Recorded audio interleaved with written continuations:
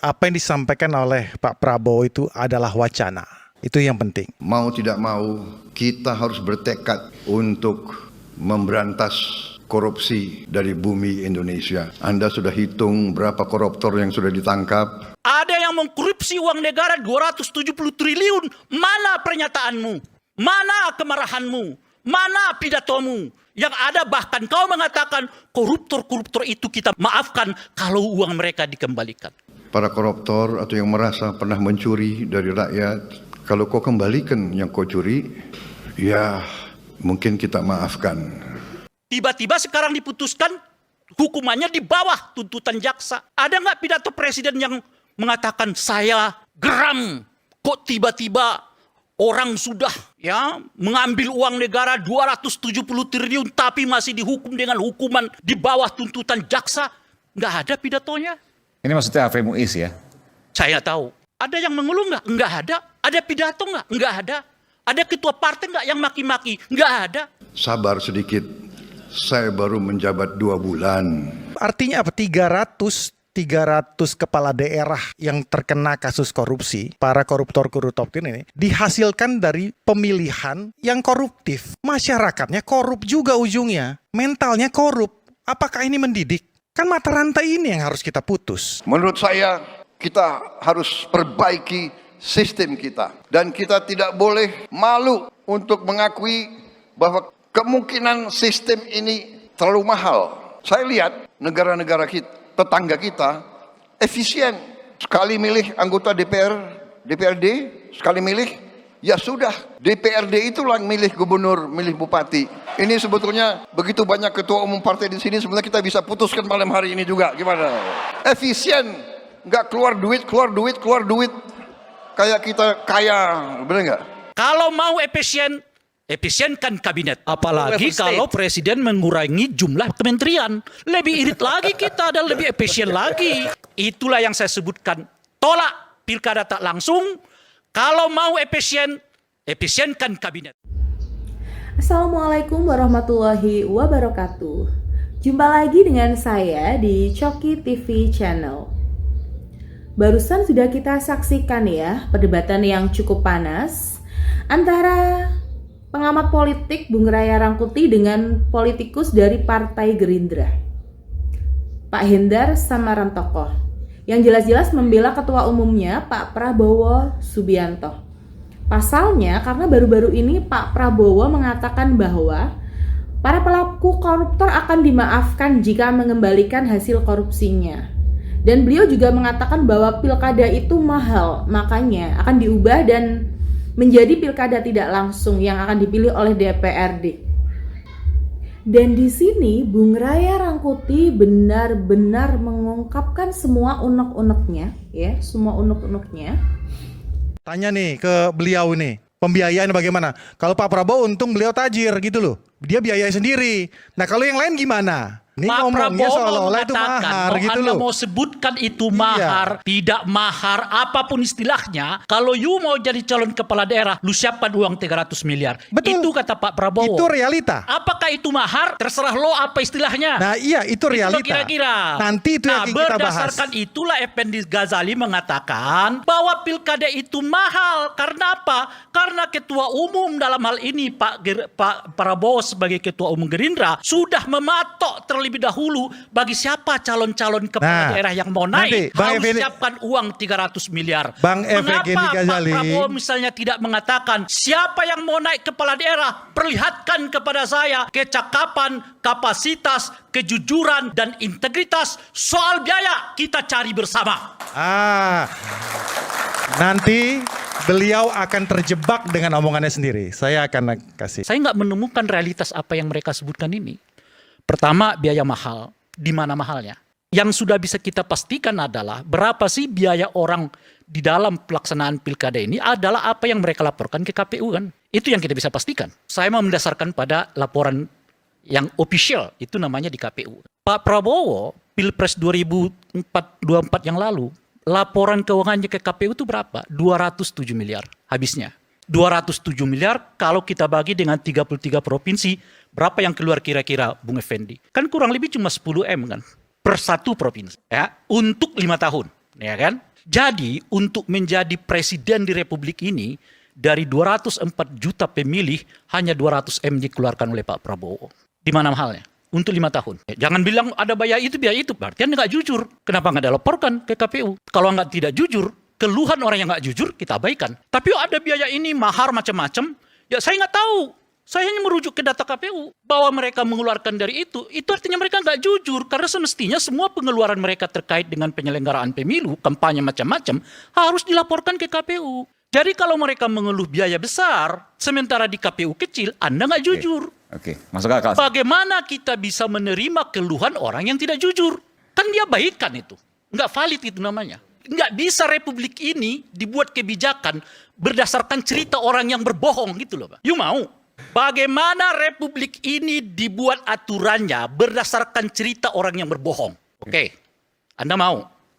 Itu kira-kira tuh. Kalau nggak mau begitu ya jujur Anda ke KPU, keluarkan. Kalau Anda mengatakan 500 M Anda keluarkan, silakan catat di KPU. Biar kita lihat gitu loh. Nah yang kedua biaya soal pilkada, penyelenggaraan. Berapa yang dikeluarkan untuk pilkada 2024 ini Bung Effendi Ghazali? Laporan yang kita terima itu sekitar 38 triliun. Oke, KPU tuh. Kita buat aja 40 triliun, Bung. Coba kawan-kawan mahasiswa keluarkan handphonenya, kita kalkulasi. 48 triliun dibagi 204 juta pemilih. Coba kalkulasi.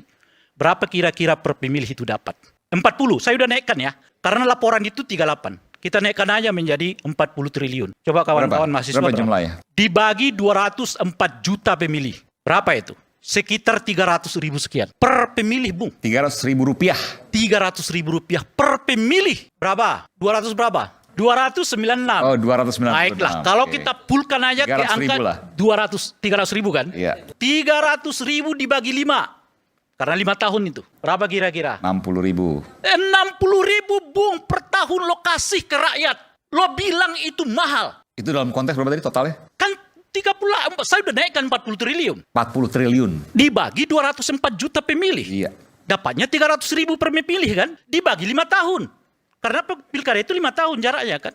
Per anggaran. Iya. Jadi berapa per orang per tahun diberikan negara supaya mereka dapat menggunakan hak pilihnya ke TVS itu? Berapa tadi? 60 ribu. 60 ribu bagi 12. Per bulan berapa dikasih negara Q? 5 ribu. Hah? 5 ribu. 5 ribu. You tahu menggunakan hak pilih ke TPS itu hak makan ruhani bangsa ini. Sebab demokrasi ini ruhani. Makan siang gratis itu ragawi. Dua-duanya harus dipenuhi oleh negara. Jadi jangan mikir hanya soal makan siang gratis, tapi melupakan makan ruhani gratis. Apa makan ruhani gratis itu? Hak warga negara untuk menentukan siapa pemimpin mereka di Republik ini. Berapa biayanya? Cuma 6.000 sebulan. Makan siang gratis 10.000 sehari. You mau bilang di mana mahalnya? Bukan mahal. Yang ada apa? You pelit bagi rakyatmu. Rakyat hanya minta 6.000 per bulan supaya ia bisa datang ke TPS menggunakan pilih. Itu Pak Anda mengeluh. Ada yang mengkorupsi uang negara 270 triliun. Mana pernyataanmu? Mana kemarahanmu? Mana pidatomu? Yang ada bahkan kau mengatakan koruptor-koruptor itu kita maafkan kalau uang mereka dikembalikan. 270 triliun. Kalau kita bagi dengan 40 triliun, Bung, itu artinya 4 kali pilkada kita bisa buat. Alias 20 tahun. Ada yang mengeluh nggak? Nggak ada. Ada pidato nggak? Nggak ada. Ada ketua partai nggak yang maki-maki? Nggak ada. Tiba-tiba sekarang diputuskan hukumannya di bawah tuntutan jaksa. Ada nggak pidato presiden yang mengatakan saya geram kok tiba-tiba orang sudah ya mengambil uang negara 270 triliun tapi masih dihukum dengan hukuman di bawah tuntutan jaksa? Nggak ada pidatonya. Ini maksudnya Harvey Muiz ya? Saya tahu. Usulan ini sangat menggelitik ya bagi masyarakat Indonesia pada umumnya, terutama saya pribadi. Sangat tidak setuju ya. Arti kata dimaafkan itu bagaimana? Nah, di sini Bung Raya Rangkuti menanyakan kepada Pak Prabowo, bagaimana konsistensi Anda memberantas korupsi sedangkan di depan mata terjadi korupsi timah 271 triliun yang sangat merugikan negara, bahkan divonis hakim hukumannya jauh lebih ringan daripada tuntutan jaksa. Apakah ini yang disebut akan memberikan keringanan dan memaafkan koruptor? Apa ini arti yang kemarin didengungkan akan memaafkan koruptor. Ya, masalahnya baru 2 hari kemarin loh, Harvey Muiz divonis 6,5 tahun penjara, kan jauh lebih ringan di bawah tuntutan jaksa yang menuntut 12 tahun penjara.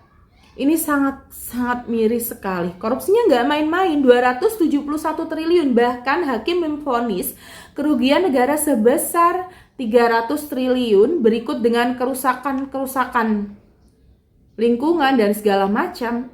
Nilainya sampai 300 triliun. Dan ini akan dimaafkan apabila mengembalikan atau mengakui kesalahan, bertaubat. Benar-benar ya, ini benar-benar negara model apa kalau begini caranya? Akan lebih banyak lagi koruptor ya. Ini Bung Raya Rangkuti sampai menggebu-gebu menuntut pidatonya Pak Prabowo. Apakah Anda merasa geram dengan vonis itu? Apakah Anda merasa tanggung jawab Anda akan mengejar koruptor sampai ke Antartika, sedangkan yang sudah divonis saja, vonisnya sangat ringan sekali, jauh dari tuntutan jaksa, dan ini kan miris sekali. Dan lagi pilkada akan dikembalikan seperti ke zaman Orde Baru, pilkada yang tidak langsung, ya ditunjuk oleh DPRD. Ini benar-benar sangat mencederai demokrasi kita. Ataupun bisa juga menghilangkan demokrasi atau hak pilih rakyat dihilangkan. Benar-benar miris sekali. Hal-hal seperti ini harusnya jangan dikemukakan di depan publik hingga menjadi bola panas, bola liar yang bisa ditafsirkan apapun oleh publik. Ya, jadi kalau kita menafsirkan hal-hal yang mungkin tafsir di luar pemerintah, ya jangan disalahkan karena ini tidak ada penjelasan yang sangat spesifik. Dipilih langsung tuh alasannya apa? Alasannya karena mahal. Dan Bung Raya Rangkuti menjelaskan bahwa mahalnya di mana. Beliau sampai menjentrengkan, membeberkan dari A sampai Z bahwa Pak Prabowo kemarin di Pilpres kemarin atau saat laporan KPU saat pilkada kemarin, data yang diperoleh dari KPU bahwa pilkada kemarin menghabiskan dana sekitar 380 triliun. Bahkan Bung Raya Rangkuti menaikkan lagi atau membulatkan menjadi 40 triliun kalau dibagi 240 juta pemilih ya. Dibagi 5 tahun, dibagi lagi 1 tahun 12 bulan. Hasilnya itu 5.000 per hari ya, setiap orang. Jauh di bawah makan gratis yang 10.000. Makan gratis 10.000 per orang kan? Makan gratis aja bisa, apalagi ini hak konstitusi, hak pilih masyarakat juganya harus diberikan dong, harusnya ya. Tapi entah bagaimana narasinya ini kok bisa pilkada dipilih di DPRD dengan alasan efisiensi.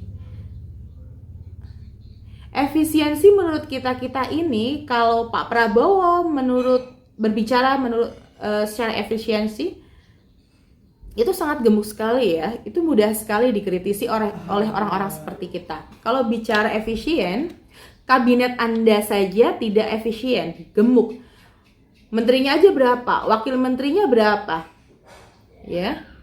Itu udah 100 lebih. Yang biasanya diisi 34 sama wakil-wakilnya 40 menteri, ini bisa 100 lebih, 2 kali lipatnya lebih loh. Ini yang namanya efisien di sini. Jadi kalau Anda bicara efisien, Anda perlihatkan dulu cara kerja Anda efisien atau tidak.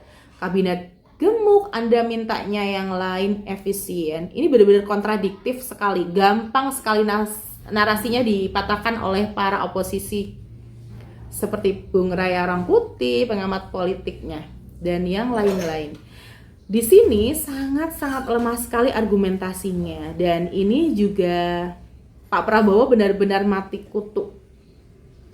Seperti mendapat kuliah gratis dari Bung Raya Rangkuti, menjelaskan semua dijelentrehkan, semua dibeberkan, dan gak ada bantahan atau argumen yang kuat untuk membantah argumentasi dari Bung Raya Rangkuti di dalam debat tadi.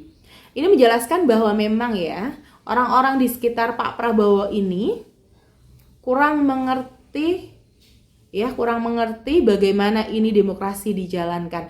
Harusnya para pembisiknya itu menjelaskan bahwa apa yang dinarasikan oleh Pak Prabowo tidak gampang dipatahkan oleh lawan politiknya. Ya, harusnya seperti itu. Tetapi ini tidak. Dan jadi sekali lagi ya, yang masalah koruptor-koruptor ini harusnya yang merugikan negara seperti korupsi timah itu jauh lebih berat, bahkan bisa dimiskinkan atau dikasih hukuman yang seberat-beratnya. Ini justru malah diringankan.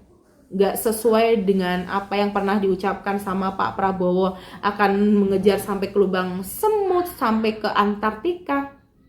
Jangan main-main. Tapi kenyataannya yang terjadi hari-hari ini, 1 atau 2 hari kemarin, vonis Harvey Moise aja hanya 6,5 tahun penjara. Jauh sekali dari tuntutan jaksa yang menuntut 12 tahun. Jauh, sangat jauh sekali. Hampir 50%-nya dipangkas. Dan ini kita bisa menyimpulkan bahwa apakah ini yang dikatakan akan memaafkan koruptor? Apakah ini yang dikatakan apabila mau bertobat ya kita maafkan dalam arti memberikan potongan hukuman atau memberikan potongan vonis?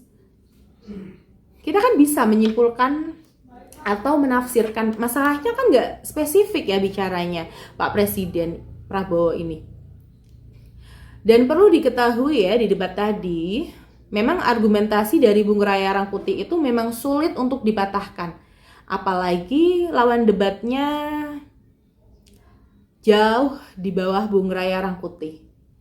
Jadi kelihatan sekali hanya pelongo-pelongo saja dan ya mereka akan malu sendiri. Tapi nyatanya sampai akhir debat, mana yang dipermalukan? Malah jubirnya Prabowo yang seolah-olah tidak bisa menjawab apa yang dinarasikan oleh Bung Raya Rangkuti. Dan di sini kelihatan sekali bahwa di forum debat saja, jubir-jubirnya ini kalah argumentasi atau kalah literasi mungkin. Ini belum datang loh Bung Rocky Gerung yang literasinya, bahasanya sangat intelektual sekali dan sangat menguasai tema debat. Ini baru Bung Raya Rangkuti, belum Bung Rocky Gerung. Kalau Bung Rocky yang muncul, habis. Ya, benar-benar nggak dikasih ampun. Ini sudah kalang kabut sekali menjawab apa yang dinarasikan oleh Bung Raya Rangkuti, apa yang dipaparkan oleh Bung Raya Rangkuti yang katanya mau dipatahkan dan dipermalukan, justru malah mempermalukan dirinya sendiri. Jadi ya memang literasi dan pengetahuan, wawasan itu sangat penting sekali dalam sebuah perdebatan atau diskusi. Di forum manapun, di forum publik, ini benar-benar nggak sembarangan. Apabila Anda berbicara yang Anda tidak ketahui, itu justru akan mempermalukan diri Anda sendiri. Dan itu terbukti.